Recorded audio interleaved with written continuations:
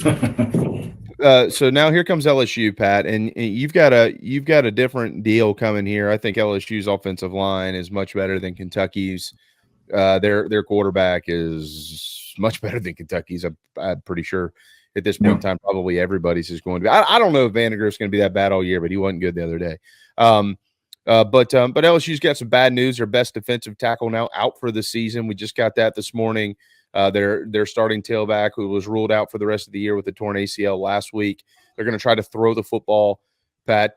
So it seems without saying that if Carolina's defensive line can play well up front against that offensive line of the Tigers, boy, they're going to put themselves in a pretty good spot to go 3-0, right?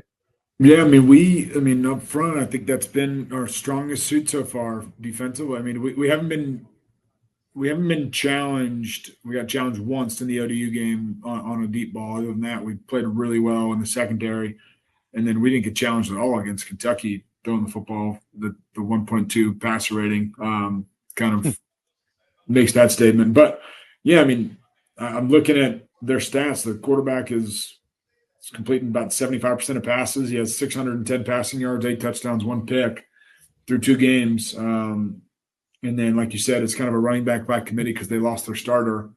But, you know, they lost a close one to a good USC team week 1.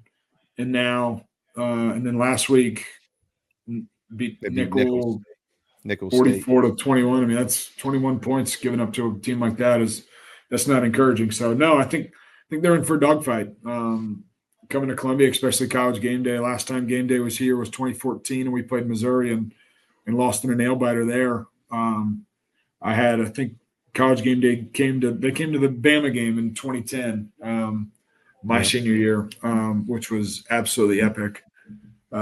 So I expect, you know, Beamer to continue to ride this high. I mean, he is like the culture that he's been preaching about and talking about. You kind of saw it on Saturday, how the team connected and played for each other and played complimentary football. He was pissed after week 1 ODU and not playing as well as we could have, but he also stated that the locker room was going to be pretty pissed too, and that the standard was not met from their standpoint too. And they came out and answered the critics and some.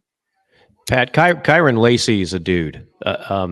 He's a matchup problem for most. What do you expect Carolina to do in the secondary to help neutralize him? Yeah, I mean, I think they'll definitely have to bracket him a little bit, have a little safety help over the top. But I also know Clayton White. Clayton White runs a lot of quarters and pressures a lot, especially in situations where you're going to pass the ball. He doesn't want you to sit back there and pat it, and get into a situation where you're getting scramble drills. He wants to make you get the ball out of your hands fast. So, I mean, I think who would you say is our do we have a lockdown corner? Do we have a guy like Cam Smith or Darius Rush that – I think O'Donnell Fortune is going to draw Kyren Lacey this weekend. Yeah. I mean, if OD's the guy, then he's going to be the guy that's going to match up. But I would imagine we'll have another set of eyes spying him. Yeah, a little help over the top.